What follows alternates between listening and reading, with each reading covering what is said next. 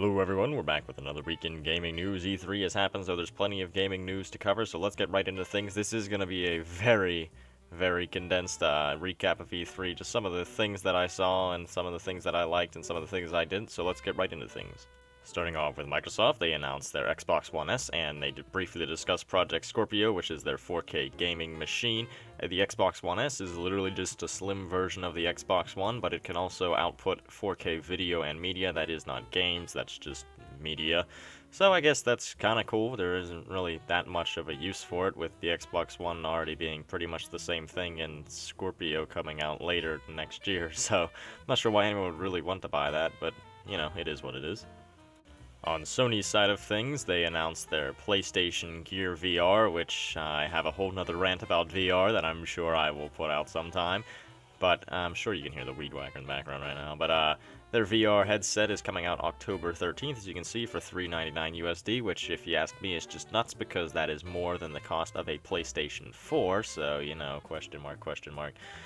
They did not say anything about PS 4K or PlayStation E or whatever the heck their 4K gaming machine is called.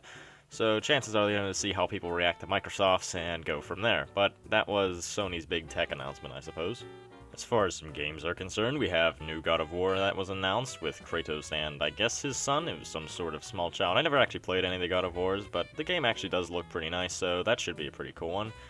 We also do have everybody's favorite, Watch Dogs 2. I mean, Watch Dogs 2, I'm not gonna lie, it looks like garbage. Like, it looks like it's such an idea that could be so cool, but there's just people that have no idea what they're doing with it, and it doesn't look too appealing to me. Like, the visuals in it are worse than Watch Dogs 1, and it just looks like it's a bunch of, I don't know, old guys sitting down being like, man, what do these kids think's cool these days? Let's make a game about that. But then in reality, they have no idea what they're doing. That's what Watch Dogs 2 looks like to me. So I'm not too hyped. Some of you might be, though, so, I mean, it's that. Moving on, though, Bethesda announced a Skyrim Special Edition Remaster, which is actually going to be free if you own the Legendary Edition of Skyrim, and it's pretty much just Skyrim with better graphics, and mods are going to be supported on console. Bethesda also did announce more Fallout 4 DLC, as well as Dishonored 2, and some other game that I actually haven't looked into yet. And the last thing that I'm going to cover is Death Stranding, which is a game by Kojima, and as of course, typical to, you know, Kojima, the trailer that was given was very confusing with some weird guy with a baby attached to him, and then the baby just disappeared into some oil thingy, and then all these things were dead in the ocean. So it was quite mysterious, but I mean, I guess it could be cool, because it is Kojima. He is quite a good game dev.